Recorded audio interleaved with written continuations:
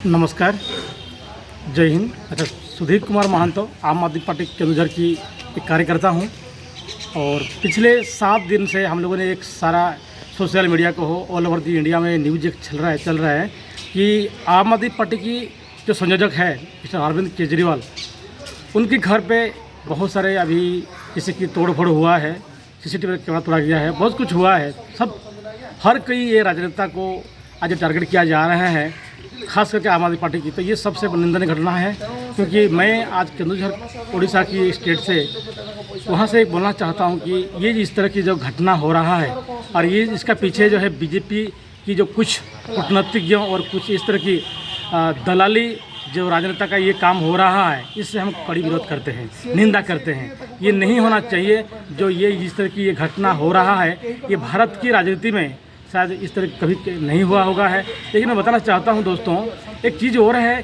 कि जब भी हमारे केजरीवाल सर के ऊपर अत्याचार हुआ है, कहीं पे अंडा फेंका गया है, कहीं टमाटो फेंका गया है, कहीं काली फेंका गया है, जब कुछ भी किया गया है हमारा पार्टी की अध्यक्ष के ऊपर, हमारा कोई क्रेज कम नहीं हुआ है, बढ़ा है। आज उन्होंने तोड़फोड़ किया है, जो कुछ भी किया है, हमारा केजरीवाल का जो आज क्रेज है सारा देश नहीं बल्कि सारा विदेश में भी आज बढ़ते जा रहा है। इसके तहत आज ये किया जा रहा है।